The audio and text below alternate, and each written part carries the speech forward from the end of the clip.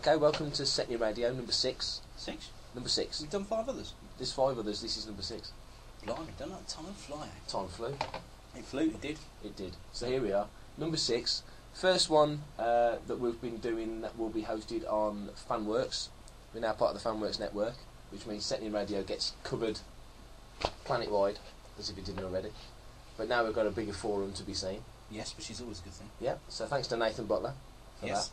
Never met the guy, but I'm sure he's a nice bloke. He is a nice bloke. And we're going to be interviewing him soon on the site as well. We've got a new section starting next month, January.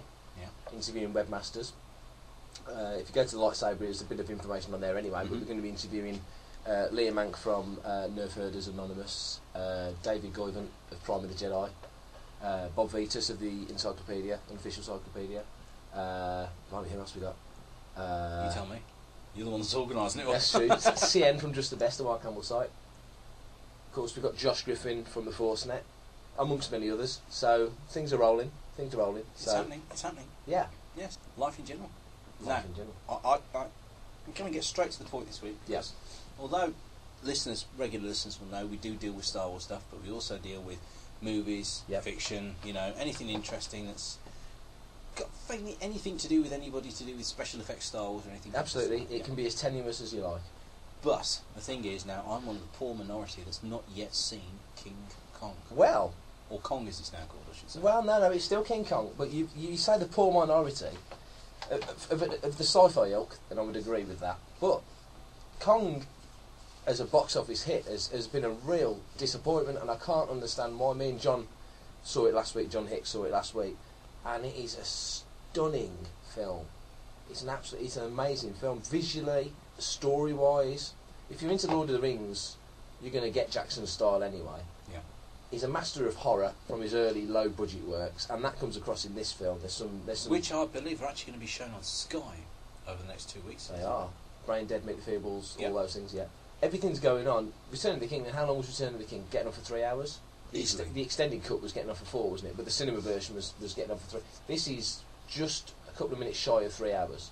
Which I'm not at all appalled about, because I'm very glad now that Hollywood's moving away from the let's shove everything to an hour and 20 minutes. That was the trouble with Narnia.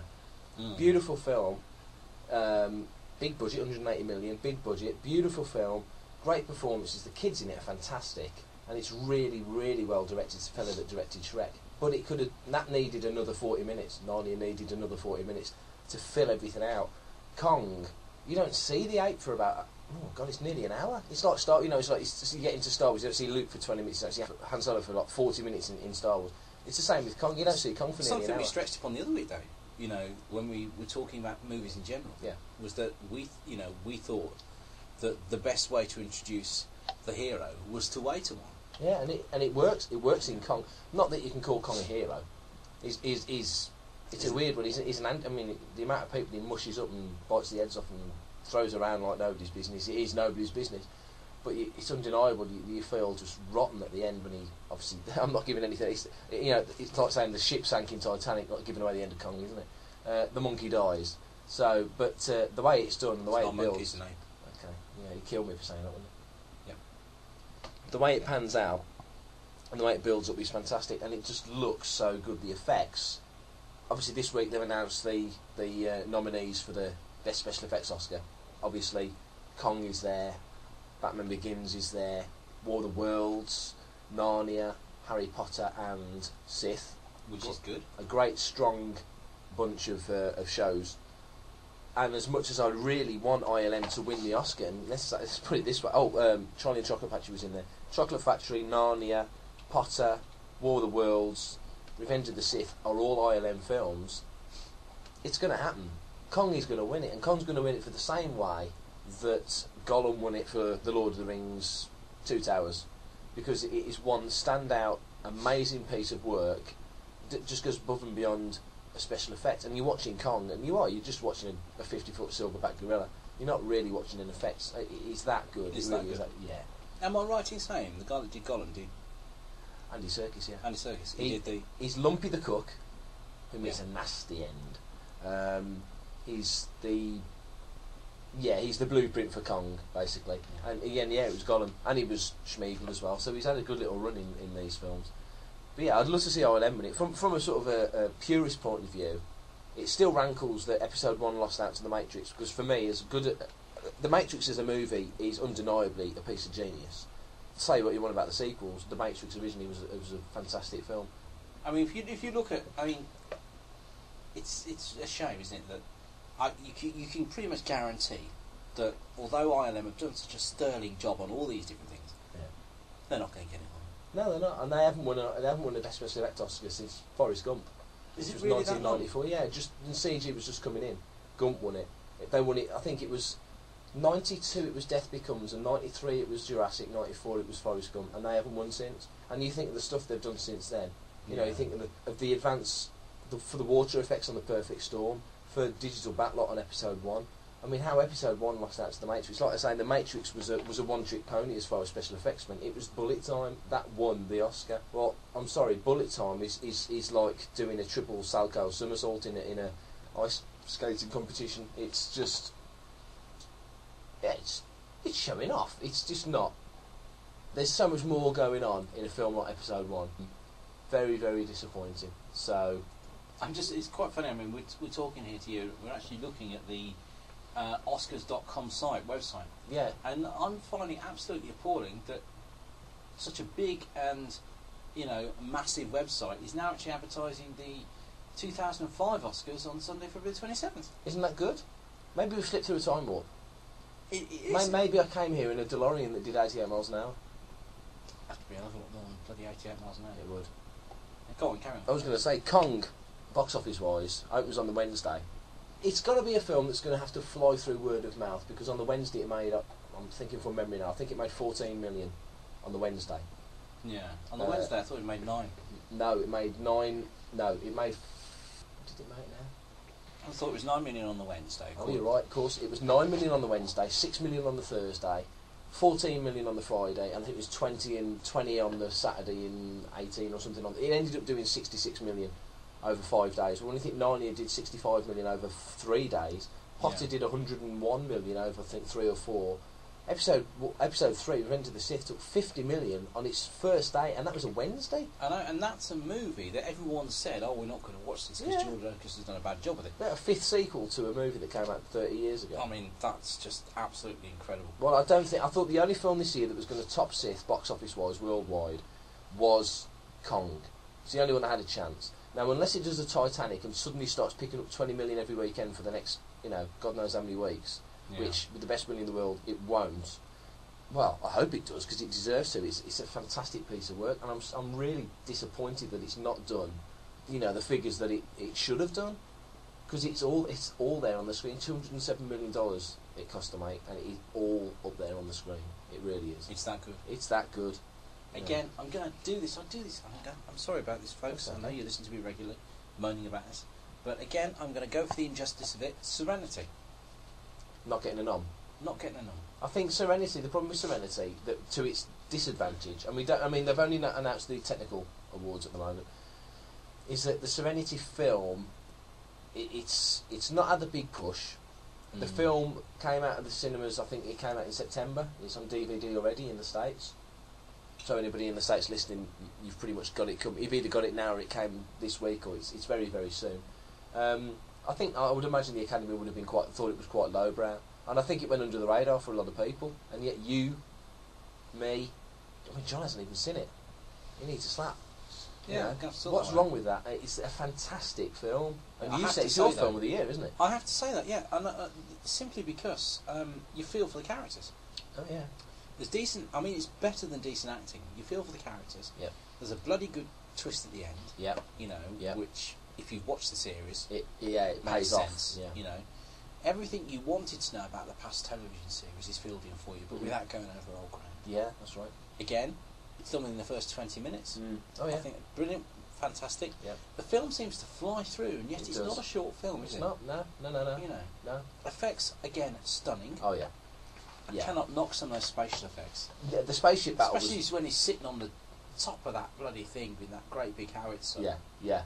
On the top of I mean, amazing. Well, I thought it was impactful visually. The thing is, I mean, with Star Wars sites, we're always going to talk primarily Star Wars. You're going to see a Star Wars film. benchmark for best, for a great space battle is Return of the Jedi. Yeah. And Revenge of the Sith, the opening battle of Revenge of the Sith is wow, because they're in the upper atmosphere, so there's smoke going off, there's debris everywhere. You feel like you could hop out of I don't think anyone ship. actually realises that though, but let's reiterate that one. They're in the upper atmosphere. That's right. They're not actually in the vacuum of space. No. That's why there's all the smoke and the fire and the debris, and there's just so much going on in that. But I knew, last time out, Star Wars film, it's not going to happen again on the big screen. It'll happen on the small screen, but it won't be to that. It won't have to be to that level of detail. They won't have time. They'll be knocking it out one a week, won't they? Mm-hmm. Although I'm not saying the quality will slip. I would imagine Lucas will want to get. Well, they won't have to resolve to such high resolution. I mean, on the big screen, you're talking. But high def television's really starting to kick in now. I mean, it's going to make a. Yeah, but that's only the same as my monitor. True. True. But I mean, there's a lot of actors and actresses in the States who are absolutely bricking it now because they've suddenly seen themselves on high def television. I reckon there's some actresses on some top American shows, no names because I don't want to get sued, who've suddenly seen themselves on high def television and are flying to plastic surgeons because they've realised how rough they look. And not so much they've realised, people are thinking, does that certain actress who did a voice in a certain very successful CG movie of a couple of years ago really have skin that bad? Let's not say any names, but you can work it out for yourself. And it's like, well, yeah. Likes burping, apparently. She does, yeah, bit of a babe. But I mean, what can you do? High def television, it's just another step, it's another change, isn't it? It's another level of the movement of technology, which sort of brings us to what Lucas and McCullum had said about how movies are going to be coming out on DVD at the same time as they come out on the big screen. It's not that far. I don't think it's a bad thing. I mean, the interesting thing is, and I don't know if anyone knows this, but high def television actually hits about the same resolution as a DVD. Whereas the standard television interpolates downwards. Which is that's the technical bit out of the way. Yeah. Which means that basically you'll be seeing for the first time DVDs in the format that we originally wanted them to be seen. Yeah. But then you've got Blu-ray, which is another level up, isn't it? Yeah. And then you've got sort of like high density. But the latest thing, the holographic storage. You mentioned this to me in a conversation you I did, yes. And for all of those who are science fans, there has been created a successful holographic storage medium that will store on basically something the size of, I don't know whether anybody knows this, but a sort of a digital camera card sort of thing. Stores about 1 gigabyte normally. Yeah. Would store up to 10 times to 100 times the storage capacity on the same little thing. That's unreal. It at a low cost. Yeah. This is the way it's going to go, though, isn't it? I mean, Lucas said he thinks it will get to a point eventually where. 30 gigabytes on a sugar cube. Makes you think, doesn't it? Well, PCs, your job, your business is going to completely and utterly change in the next 10 years, isn't it? Easily. I would say in the next 3 years. Yeah. 3 years. I mean, I'm running now what would have been classed a year ago as a high performance top of the range PC. Yeah. But now, because it's moving so fast. Because the progression with dual layer dual core processors, 64-bit processing, things have been going. Should explain that the dog's just been let into the room. Hello, dog. Welcome to Setnin Radio. You're worldwide now. You better not make a sound, or you'll become a rug. And he wants to and go. He wants to go out. Lovely. We'll probably cut this, but then again, for the human factor, we probably won't. Yeah, we'll see. We'll put it in the outtakes at the end of the year. That's good. Good point. Sit. Wow, he did. Of course he would. We've now got beer and chocolate. Beer and chocolate. Yes. It's a good mix. It is. It is. Anyway, we were talking about holographic storage medium and the way things are going in the future. That's right. I think the thing that's going to change is going to be home entertainment. Yeah. With things like the new holographic discs, you won't want to go to the cinema anymore. No. Well, Lucas, I was going to say earlier, Lucas has been theorising that it won't be that long before cinemas won't be having film on reels. They won't necessarily be having film on just discs like DVDs to project on big screens. They'll be having films because it'll get to the point where the media that you play your films on at home will be exactly the same as the media you play your films on at the big screen. You'll just be watching the same thing, but with a bigger and better sound system. Lucas thinks that it'll be satellite linked or satellite sent into the home, or the cinema. It'll all be remote. Well, why not? I mean, it already is in a lot of it. I mean, look at your mobile phone. Yeah. I mean, I don't know whether you know this, but I mean, in the UK at least, Vodafone are trialling with 3G Sky Television. Mm-hmm. So Yes, you I can had heard actually, you can actually log onto a Vodafone network with your mobile phone and watch Sky TV. Yeah. And it's free. Yeah. At the moment. Really, I didn't know it was free. It is at the moment. Yes. That's worth knowing. So I mean, it is all going to be like that. I mean, UK again, satellite television. I think maybe is it half the households in the UK now? Oh yeah. At least Yes. have satellite TV, which is incredible. And a lot of them, especially like myself, that got Sky Plus, have got more than one receiver. Yeah, that's right. So you've got one per room. Sort of thing. I have to say, best thing I ever got. Not cheap, but the best thing I ever got. No, but it gives you so much scope, doesn't it? Yeah. Yeah, and as you said before, you download to a hard drive. Mm-hmm. And you play off the hard drive, or in the future you download to a holographic disc. Yeah, and you play off the holographic disc. That's right, and that's how it's going to go, isn't it? You can see that with media, and it'll end up right, like you said in that conversation the other day, where you'll have your little memory chip the size of a sugar cube, and you'll put it in your phone, you'll put it in your musical devices, you'll put it in your MP3 player, or your computer, or your TV, or your Scott, or whatever. Everything will just run from that one. Yeah, you can. I mean, and it'll be more than enough. Now, walking into Star Trek and Star Wars territory, increase that to the same size as maybe, say, 6 inches square. Yeah. You've got a hologram. Yeah. You're not with a little processor in the centre to control all the storage medium, but there we are. It's frightening, isn't it? It is. How fast it's moving. But it's going to have an effect on what we are into. The medium, or the media rather, of science fiction and the media of television and film. It's all going to be affected by this technology, isn't it? So absolutely. Which is an interesting way to go. I think with the future, the way it's developing entertainment, I think it's only good. Okay, we might lose cinemas in the long term. I don't think anyone's going to lose it in the short term. People love to sit down and see things in a giant screen. It's a night out, isn't it? It's a night at the opera. And until anybody can afford to buy a 60-inch screen, you're going to go to the flicks. You're going to go to the flicks. Yeah. So I have to say, I wouldn't want to lose the experience of going to see a film on the opening night on the big screen, even if you could buy it on DVD the same day.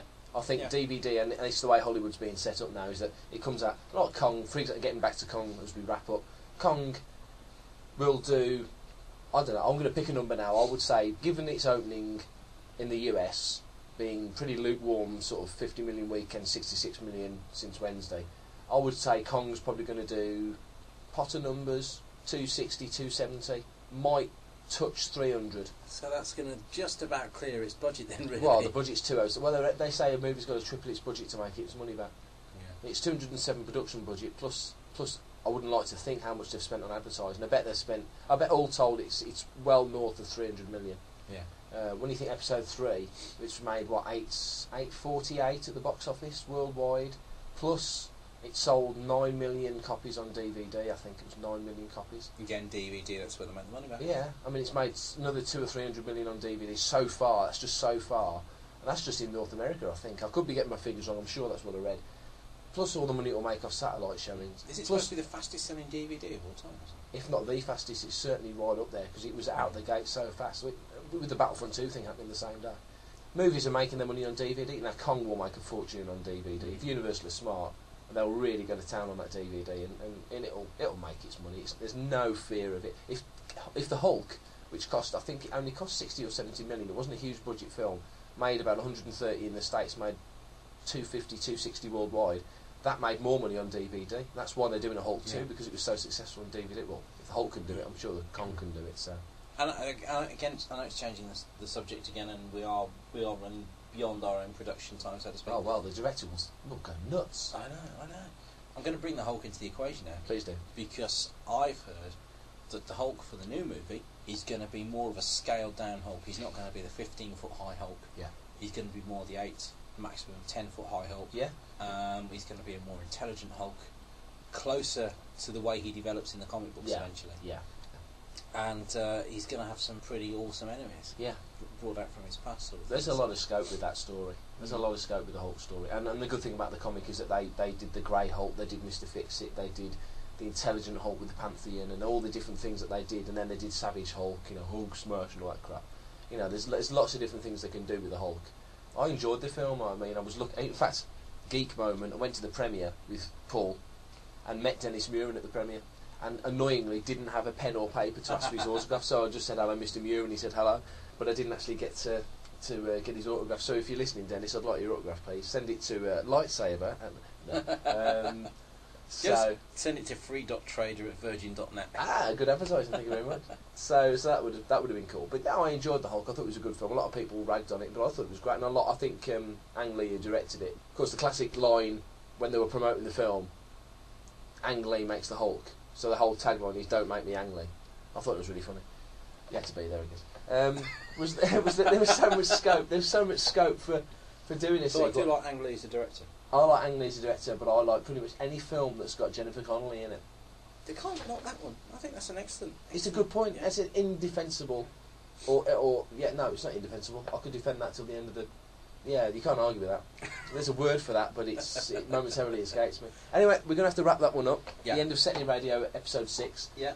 Next week we'll be back to normal. We'll be carrying on with our conversation we had with Jonathan Hicks. Yeah, second part of that conversation. A few weeks ago. That'll be Setnin Radio, episode 7. Yep. But for number 6, I'm Mark. And I'm Louis. And we'll see you next week. Thanks a lot. Good night.